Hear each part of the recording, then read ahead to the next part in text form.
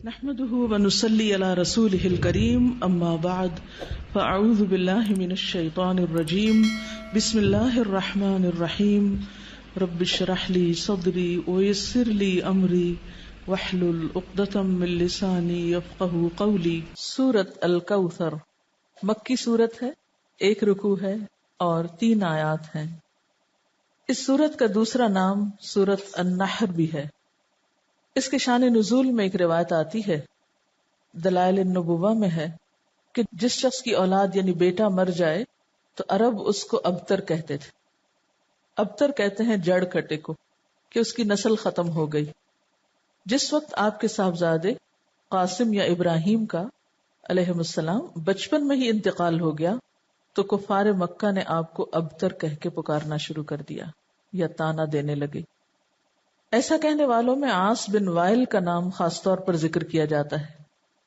اس کے سامنے جب آپ کا ذکر کیا جاتا، آپ کی کوئی بات کی جاتی تو نفرت سے کہتا اس کی بات چھوڑ دو، یہ کچھ فکر کرنے کی چیز نہیں، کیونکہ وہ تو ابتر ہے، اس کو ختم ہونے دو، اس کا تو کوئی نام لینے والا بھی باقی نہیں رہے گا۔ جب اس کا اپنا انتقال ہو گیا تو کوئی بھی اس کو یاد نہیں رکھے گا، کیونکہ عربوں کے ہاں بیٹے ایسی چیز تھے جن پر وہ بھروسہ رکھتے تھے اور جنہیں اپنی شان اور عزت کی چیز سمجھتے تھے۔ تو اس پر اللہ تعالیٰ نے آپ پر یہ سورت نازل فرمائی۔ بسم اللہ الرحمن الرحیم، انا اعطیناک الکوثر، بے شک ہم نے آپ کو کوثر عطا کی۔ کوثر کا لفظ کاف سے رے سے ہے، کثرت کے معنی میں۔ اس کے کئی مفہوم بتائے گئے ہیں۔ ایک معنی تو اس کا خیر کثیر سے کیا گیا ہے کہ بہت کثرت سے ملنے والی خیر اور بھلائی، کیونکہ کوثر کے لفظ میں بھی مبالغہ پایا جاتا ہے، اس کا لفظی معنی ہی خیر کثیر بنتا ہے، تو بعض نے اس کو لفظی معنی میں لیا ہے۔ پھر اسی طرح اس سے مراد وہ نہر بھی لی گئی ہے جو جنت میں آپ کو عطا کی جائے گی۔ پھر اسی طرح اس سے مراد وہ حوض بھی ہے جس سے آپ اپنی امت کو پانی پلائیں گے۔ ابن کثیر نے کوثر سے مراد خیر کثیر ہی لیا ہے، کیونکہ خیر کثیر میں پھر ساری چیزیں آ جاتی ہیں، وہ جنت کی نہر بھی آ جاتی ہے، حوض کوثر بھی آ جاتا ہے، اور آپ کو جو فتوحات دنیا میں نصیب ہوئیں، اسلام کا بول بالا ہوا، آپ کا مشن آپ کی زندگی میں مکمل ہوا، یہ تمام چیزیں اس ایک لفظ میں شامل ہو جاتی ہیں۔ گویا جتنی نعمتیں آپ کو ملیں ان سب کے لیے ایک جامع لفظ ہے کہ آپ کے دشمن آپ کے بارے میں جو بھی کہیں، لیکن ہم نے آپ کو خیر کثیر عطا کر دی ہے، وہ خیر کثیر جس کا سلسلہ دنیا سے شروع ہو کر آخرت تک جاتا ہے، یعنی صرف آخرت میں نہیں، دنیا میں بھی آپ کو خیر کثیر عطا ہوئی۔ اس کے بارے میں کچھ احادیث بھی ہیں۔ حضرت انس کہتے ہیں کہ ایک روز آپ صلی اللہ علیہ وسلم مسجد میں ہمارے درمیان تھے، اچانک آپ پر ایک قسم کی نیند یا بے ہوشی سی طاری ہوئی، پھر ہنستے ہوئے آپ نے سر مبارک اٹھایا۔ ہم نے پوچھا، اے اللہ کے رسول صلی اللہ علیہ وسلم، آپ کے ہنسنے کا سبب کیا ہے؟ آپ نے فرمایا کہ مجھ پر اس وقت ایک سورت نازل ہوئی ہے، یعنی اس سورت کے نازل ہونے پر آپ مسکرائے۔ پھر آپ نے بسم اللہ کے ساتھ یہ سورت کوثر پڑھ کر سنائی۔ پھر فرمایا، تم جانتے ہو کوثر کیا چیز ہے؟ ہم نے کہا اللہ و رسولہ عالم۔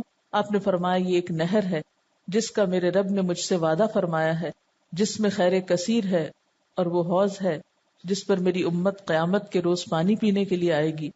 اس کے پانی کے پینے کے برتن آسمان کے ستاروں کی تعداد میں ہوں گے۔ اس وقت بعض لوگوں کو فرشتے حوض سے ہٹا دیں گے تو میں کہوں گا میرے پروردگار یہ تو میری امت ہے۔ اللہ تعالیٰ فرمائے گا آپ نہیں جانتے کہ ان لوگوں نے آپ کے بعد کیسا دین اختیار کیا، یعنی نام آپ کا لیتے تھے لیکن طریقے آپ والے نہیں تھے۔ بہرحال اس نہر کے بارے میں معراج کے واقعے میں بھی کچھ تفصیلات ملتی ہیں۔ بخاری کی روایت ہے، آپ صلی اللہ علیہ وسلم نے معراج کے واقعے میں فرمایا، میں ایک نہر پہ پہنچا جس کے دونوں کناروں پر خولدار موتیوں کے ڈیرے لگے تھے۔ میں نے جبریل سے پوچھا یہ نہر کیا ہے؟ اس نے جواب دیا یہ کوثر ہے۔ یعنی آپ کو معراج کے سفر پر وہ نہر دکھائی گئی جس میں پانی بہ رہا تھا یا جو بھی چیز، مگر اس کے کناروں کے اوپر خولدار موتی تھے۔ سیدنا ابو عبیدہ نے حضرت عائشہ سے پوچھا کہ کوثر سے کیا مراد ہے؟ انہوں نے کہا کوثر سے ہر وہ بھلائی مراد ہے جو اللہ نے آپ کو عطا کی۔ ابو بشیر کہتے ہیں کہ میں نے سعید بن جبیر سے کہا، یعنی مختلف لوگ اس کے بارے میں سوال جواب کرتے رہے کہ لوگ کہتے ہیں کہ کوثر جنت میں ایک نہر کا نام ہے۔ سعید نے جواب دیا، جنت والی نہر بھی اس بھلائی میں داخل ہے جو اللہ نے آپ کو عطا کی ہے۔ گویا مختلف آراء ہیں اس بارے میں، لیکن حقیقت یہ ہے کہ اس میں وہ تمام بھلائیاں شامل ہیں جو اللہ سبحانہ وتعالی نے رسول اللہ صلی اللہ علیہ وسلم کو عطا کی۔ آخرت کی بھلائیوں کے علاوہ دنیا کی بھلائیاں اگر آپ دیکھیے جن کا ذکر اور پھر اس سے پہلے بھی وَالضُّحَىٰ وَاللَّيْلِ إِذَا سَجَىٰ مَا وَدَّعَكَ رَبُّكَ وَمَا قَلَىٰ وَلَلْآخِرَةُ خَيْرٌ لَكَ مِنَ الْأُولَىٰ وَلَسَوْفَ يُعْطِيكَ رَبُّكَ فَتَرْضَىٰ۔ تو یہ جو ہے وَلَسَوْفَ يُعْطِيكَ رَبُّكَ فَتَرْضَىٰ یہ بھی اسی خیر کثیر میں شامل ہے۔ پھر اسی طرح أَلَمْ نَشْرَحْ لَكَ صَدْرَكَ وَوَضَعْنَا عَنْكَ وِزْرَكَ الَّذِي أَنقَضَ ظَهْرَكَ وَرَفَعْنَا لَكَ ذِكْرَكَ یہ بھی خیر کثیر میں شامل ہے جو آپ صلی اللہ علیہ وسلم کو عطا ہوا۔ آپ کو قرآن جیسی نعمت دی گئی اور صحابہ کرام جیسے مخلص ترین ساتھی عطا ہوئے جنہوں نے اپنی جانیں قربان کر کے اس مشن کو پروان چڑھایا جو آپ اللہ کی طرف سے لے کر آئے تھے۔ اب بات یہ ہے کہ جب بھی کسی کو کوئی نعمت ملے تو اسے کیا کرنا چاہیے؟ اس کا حق ادا کرنا چاہیے۔ اور کسی نعمت کا حق کب ادا ہوتا ہے؟ جب انسان اللہ کی مرضی اور اطاعت کے کام کرتا ہے۔ اس لیے فرمایا فَصَلِّ لِرَبِّكَ وَانْحَرْ پس نماز پڑھیے اپنے رب کے لیے اور قربانی کیجیے۔ اس سے ایک بہت بڑے سوال کا جواب ملتا ہے کہ اللہ کا شکر کیسے ادا کیا جائے۔ آپ کو بھی خیر کثیر مل رہی ہے قرآن کی نعمت، تو اس کے شکرانے کے لیے بھی خاص نوافل پڑھنے ہیں، ٹھیک ہے، اور اس کے ساتھ صدقہ بھی کرنا ہے، کیونکہ اسی طرح شکرانہ ادا کیا جاتا ہے۔ ایک طرف بندہ اللہ کا حق نہ بھولے اور دوسری طرف بندوں کا نہ بھولے۔ عام طور پر اس موقع پر خوشی منائی جاتی ہے اور پھر خوشی منانے میں سب کچھ اپنے اوپر ہی خرچ کر لیا جاتا ہے۔ یہ صرف چند ظاہری مخصوص چیزوں سے خوشی منانے کا تصور سامنے آتا ہے، جبکہ خوشی منانے کے کئی طریقے ہیں، اور خاص طور پر محروم لوگوں کو ایسے موقعوں پہ یاد رکھنا۔ مسلمان کی زندگی میں تو جو بھی خوشی کا موقع آتا ہے وہ تنہا نہیں مناتا اس کو، اسی لیے چھوٹی عید و بڑی عید و دونوں میں آپ نمازیں پڑھتے ہیں، ایک میں صدقہ فطر ادا کرتے ہیں، دوسرے میں قربانی کرتے ہیں، اس کے علاوہ بھی جو بن پڑے یتیموں، غریبوں، مسکینوں اور ضرورت مند افراد کو دیتے ہیں۔ اور یہی اصول رکھیے زندگی بھر، جب بھی کوئی نعمت ملے فَصَلِّ لِرَبِّكَ اپنے رب کے لیے نماز پڑھیے، جھک جائیے، وَانْحَرْ اور قربانی کیجیے۔ نحر بنیادی طور پر اونٹ کی قربانی کو کہا جاتا ہے، یعنی قربانی ٹھیک ٹھاک قسم کی۔ اونٹ سب سے بڑا جانور ہے نا، تو اپنی حیثیت کے مطابق جو بھی اللہ توفیق دے۔ اسی لیے کہا جاتا ہے کہ حضرت عبداللہ بن عمر نے شاید سورۃ البقرہ کے خاتمے پر 7 اونٹ ذبح کیے تھے۔ عربوں کے ہاں سب سے بڑی دولت اونٹ تھی، ان کی متاع یہی تھی، اور کسی کو آنر دینا ہوتا تو اس کے آنے پر اس کی مہمانی میں اونٹ ذبح کیا کرتے تھے، مرغی بکری نہیں بلکہ اونٹ۔ تو اسی طرح صدقے کا جو انتہائی تصور ہے، یہ بڑی سے بڑی چیز اللہ کی راہ میں دینا ہے، وہ کیا ہے؟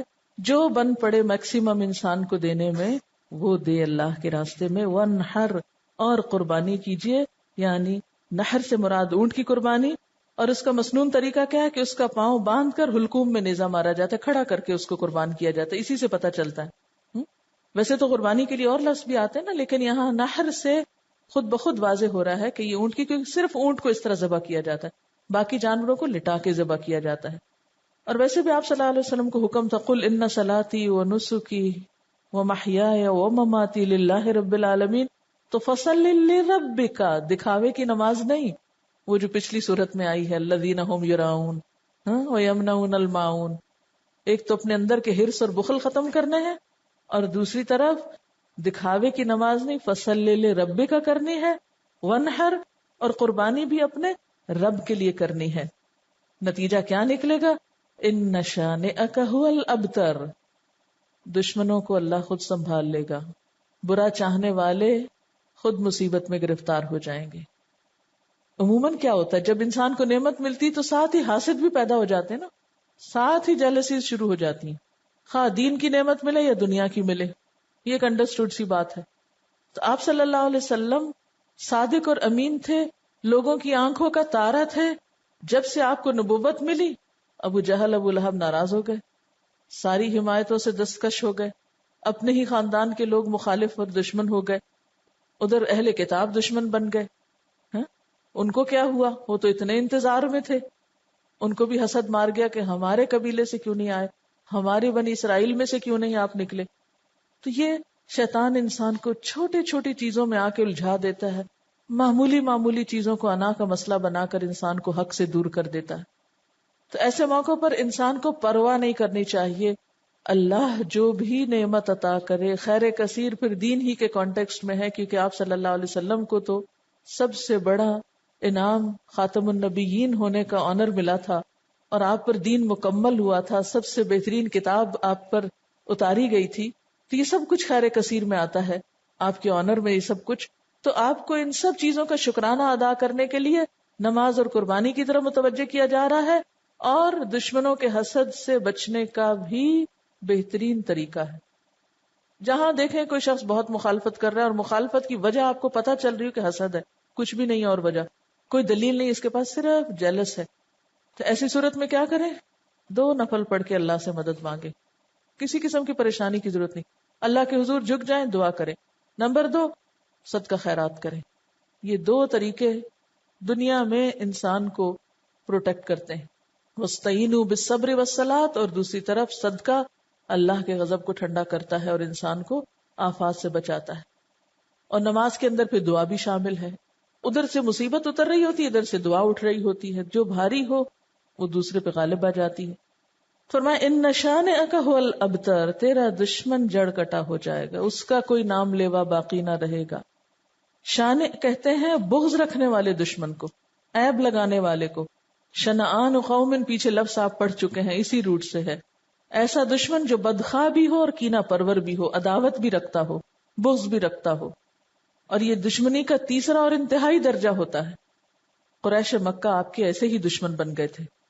تو اس لیے آپ صلی اللہ علیہ وسلم کو تسلی دی جا رہی ہے، آپ کا نام بلند رہے گا، وَرَفَعْنَا لَكَ ذِكْرَكَ، اور آپ کے دشمن جڑ کٹے ہو جائیں گے. اور یہ حقیقت آج دیکھیں ہر نماز میں، ہر اذان میں، دنیا کے اربوں خربوں مسلمان دن میں کئی دفعہ آپ کا نام سنتے ہیں، پڑھتے ہیں، درود شریف پڑھتے ہیں آپ پر.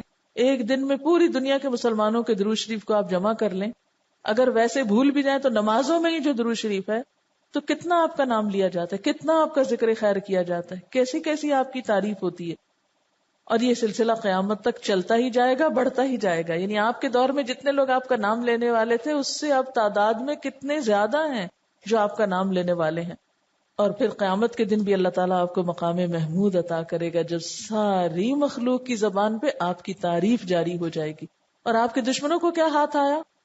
جب تک تاریخ کی کتاب اٹھا کے نہ دیکھے نہیں پتا چلتا عاص بن وائل کون ہے، نہیں پتا چلتا ابو جہل کا نام کیا تھا اور ابو لہب کا نام کیا تھا اور وہ کیا کرتے تھے اور ان کا کیا معاملہ اور قصہ تھا، عام لوگوں کو نہیں پتا.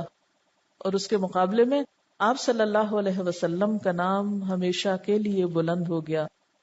اس سے جو بات ہمیں پتہ چلتی ہے اور جو سبق سیکھنے کا ہے وہ کیا ہے کہ انسان اللہ کی نعمتوں پر نظر رکھے، پازیٹو سوچ اختیار کرے، نعمتوں کا شکرانہ ادا کرے، نعمتیں اور ملیں گی. مخالفتوں کی پرواہ نہ کرے، مخالفتیں دم توڑ جائیں گی، اس لیے کہ اللہ سبحانہ و تعالی خود حفاظت کرنے والا ہے. جو شخص اپنے رب کو منانے اور راضی رکھنے میں کامیاب ہو گیا وہ محفوظ ہو گیا. جس نے رب کا سہارا تھام لیا، جس نے اس پہ توکل کیا، جو اس کی مدد کے لائق ہو گیا، جس پر اس کا فضل ہو گیا، پھر اس کے لیے کوئی بھی پریشانی باقی نہ رہے گی انشاءاللہ. سورۃ الکافرون مکی سورت ہے، 1 رکوع ہے، 6 آیات ہیں. صحیح احادیث سے ثابت ہے کہ آپ صلی اللہ علیہ وسلم طواف کی 2 رکعتوں، فجر اور مغرب کی سنتوں میں قل یا ایھا الکافرون اور سورۃ اخلاص پڑھا کرتے تھے. اسی طرح آپ صلی اللہ علیہ وسلم نے بعض صحابہ کرام کو فرمایا کہ رات کو سوتے وقت یہ سورت پڑھ کر سو گے تو شرک سے بری قرار پاؤ گے. تو رات کو جہاں بسمک اللہم اموت و احیا پڑھتے ہیں وہاں اس سورت کو بھی پڑھا کریں. بعض روایات میں آپ کا عمل بھی بتلایا گیا ہے، یعنی آپ صلی اللہ علیہ وسلم کے پڑھنے کا طریقہ بھی پتہ چلتا ہے. حضرت عائشہ فرماتی ہیں کہ آپ صلی اللہ علیہ وسلم نے فرمایا کہ فجر کی سنتوں میں پڑھنے کے لیے 2 صورتیں بہتر ہیں، سورت کافرون اور سورت اخلاص۔ بعض صحابہ نے آپ صلی اللہ علیہ وسلم سے عرض کیا کہ ہمیں کوئی دعا بتا دیجئے جو ہم سونے سے پہلے پڑھا کریں۔ آپ نے قل یا ایھا الکافرون پڑھنے کی تلقین کی اور فرمایا کہ یہ شرک سے برات ہے، کیونکہ شرک ایسا گناہ ہے جو معاف نہیں ہوگا، تو اگر انشاءاللہ ہر روز پڑھیں گے تو اللہ تعالیٰ اس سے بچنے کی توفیق بھی دیں گے۔ حضرت جبیر بن مطعم فرماتے ہیں کہ آپ صلی اللہ علیہ وسلم نے ان سے فرمایا کیا تم یہ چاہتے ہو کہ جب سفر میں جاؤ تو وہاں تم اپنے سب رفقا سے زیادہ خوشحال اور بامراد رہو، تمہارا سامان زیادہ ہو جائے؟ انہوں نے عرض کیا بے شک میں ایسا چاہتا ہوں اے اللہ کے رسول صلی اللہ علیہ وسلم۔ آپ نے فرمایا کہ آخر قرآن کی 5 صورتیں کافرون، نصر، اخلاص، فلق اور ناس پڑھا کرو، یعنی سفر کے موقع پر بھی پڑھا کرو۔ ہر سورت کو بسم اللہ سے شروع کرو اور بسم اللہ ہی پر ختم کرو، یعنی اگلی سورت سے پہلے پھر پڑھو۔ حضرت جبیر کہتے ہیں کہ اس کے بعد میرا حال یہ تھا کہ سفر میں اپنے 2 ساتھیوں کے مقابلے میں خستہ حال ہوتا تھا۔ آپ کی اس تعلیم پر عمل کرنے کے بعد میں سب سے اچھے حال میں رہنے لگا۔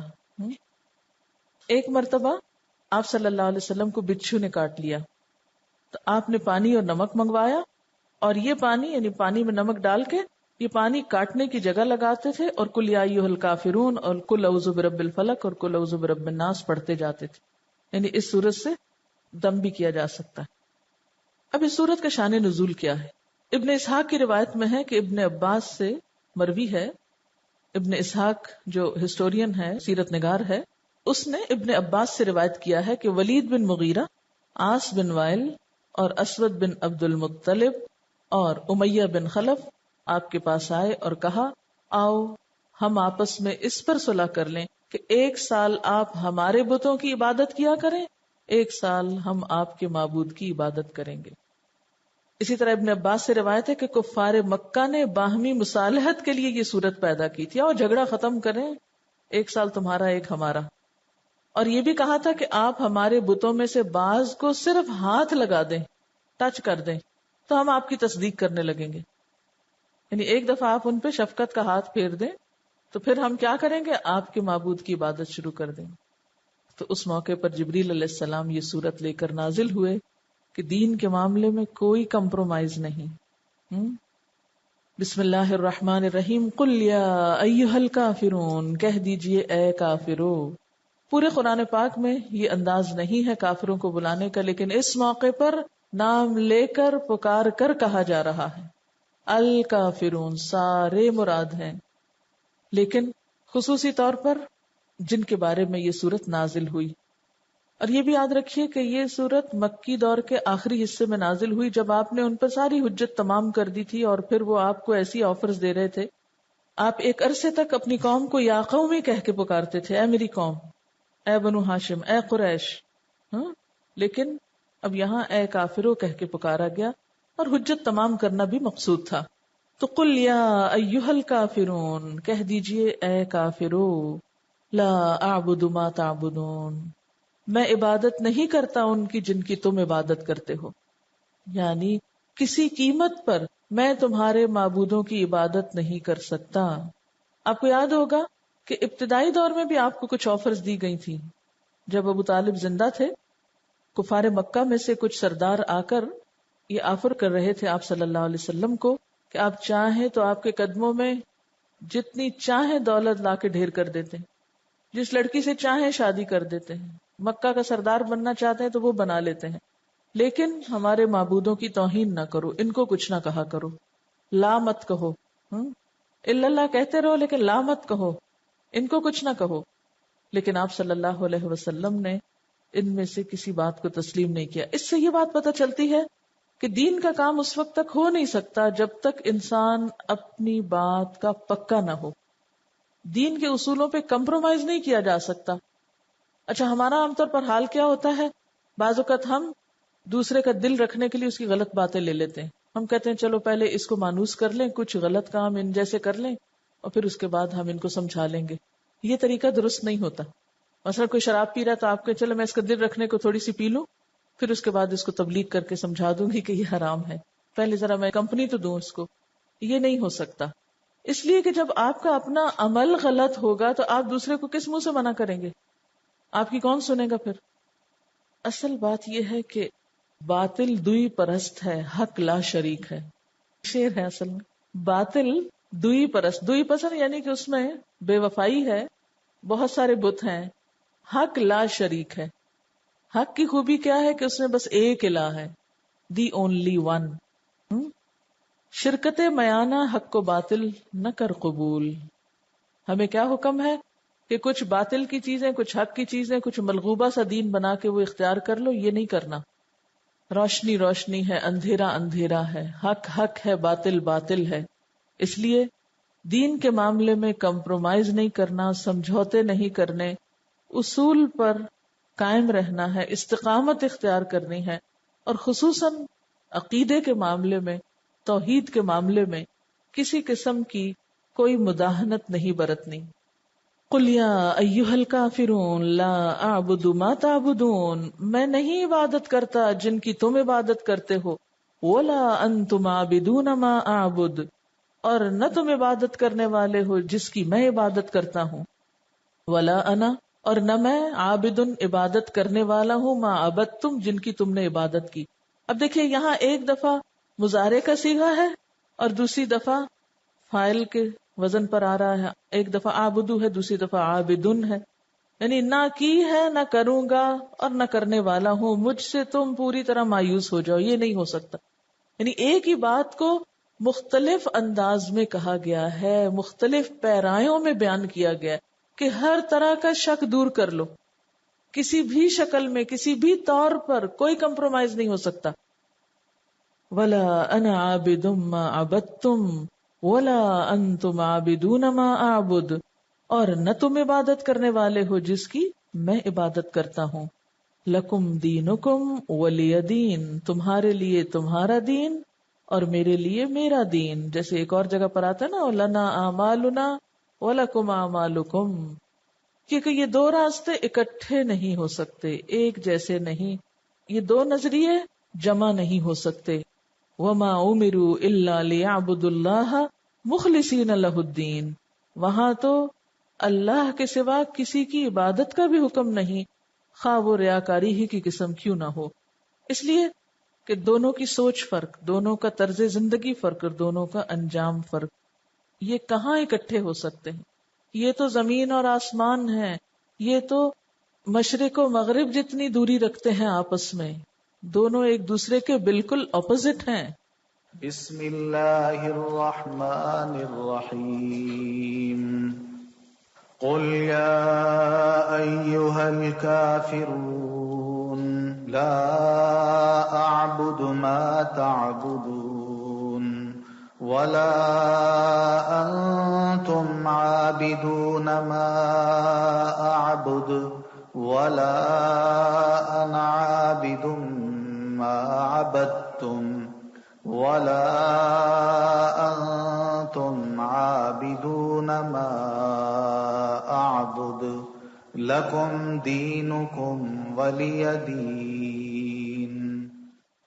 پاک اور ناپاک ایک جیسے نہیں ہوتے، مسلم اور مجرم فرق ہوتے ہیں. دین پڑھے ہوئے اور نہ پڑھے ہوئوں کی زندگی مختلف ہوا کرتی ہے. جاننے والے اور نہ جاننے والے برابر نہیں ہوتے. نیکی اور برائی ایک نہیں ہوتی. افنجعل المسلمین کالمجرمین ما لکم کیف تحکمون. اس لیے قرآن پڑھنے کے بعد وہ میزان ہاتھ آتی ہے، وہ معیار ہاتھ آتا ہے جو نہ پڑھنے والوں کے پاس نہیں ہوتا. اس لیے عقائد میں، عبادات میں، اخلاق میں، معاملات میں لازمی طور پہ فرق آنا چاہیے، اور اگر فرق نہیں آیا تو گویا کچھ بھی نہیں پڑھا. اللہ اکبر اللہ اکبر لا الہ الا اللہ واللہ اکبر اللہ اکبر وللہ الحمد. سورۃ النصر مدنی سورت ہے، ایک رکوع ہے، 3 آیات ہیں. نزول کے اعتبار سے یہ آخری سورت ہے، یعنی مکمل سورت کے اعتبار سے. جس وقت یہ نازل ہوئی تو بعض صحابہ سمجھ گئے کہ اب آپ صلی اللہ علیہ وسلم کا آخری وقت آ گیا ہے، اسی لیے آپ کو پھر تسبیح و تحمید اور استغفار کا حکم دیا گیا، جیسے ابن عباس نے روایت کیا ہے. اذا جاء نصر اللہ والفتح، جب اللہ کی مدد آ گئی اور فتح نصیب ہو گئی. اللہ کی مدد کا کیا مطلب ہے؟ اسلام کا کفر پہ غلبہ، مسلمانوں کا کلچر عام ہونا. اور والفتح، فتح سے مراد یہاں فتح مکہ ہے، وہ شہر جو آپ کا مولد و مسکن تھا، لیکن کافروں نے آپ کو اور صحابہ کرام کو وہاں سے ہجرت پر مجبور کر دیا. چنانچہ 8 ہجری میں جب مکہ فتح ہو گیا تو لوگ جوق در جوق مسلمان ہونے لگے، فوج در فوج مسلمان ہونے لگے. اس سے قبل 1-2 لوگ مسلمان ہوا کرتے تھے، گروپس میں لوگ مسلمان نہیں ہوئے تھے. فتح مکہ سے لوگوں پہ یہ بات واضح ہو گئی کہ آپ اللہ کے سچے پیغمبر ہیں اور دین اسلام سچا دین ہے جس کے بغیر اب نجات ممکن نہیں، نہ دنیا میں نہ آخرت میں. اس لیے اذا جاء نصر اللہ والفتح، جب اللہ کی مدد آ گئی اور فتح نصیب ہو گئی، جس کا ذکر پیچھے کیا گیا تھا. وَأُخْرَى تُحِبُّونَهَا نَصْرٌ مِّنَ اللَّهِ وَفَتْحٌ قَرِيبٌ، جس فتح قریب کا وعدہ کیا گیا تھا وہ فتح مبین، فتح مکہ کی شکل میں نصیب ہو گئی. وَرَأَيْتَ النَّاسَ يَدْخُلُونَ فِي دِينِ اللَّهِ أَفْوَاجًا، اور تم نے دیکھا لوگوں کو کہ اللہ کے دین میں فوج در فوج داخل ہونے لگے، یعنی بہت بڑی تعداد لوگوں کی مسلمان ہو گئی. کہتے ہیں کہ صرف یمن سے 700 لوگ مسلمان ہو کے آپ کے پاس پہنچے.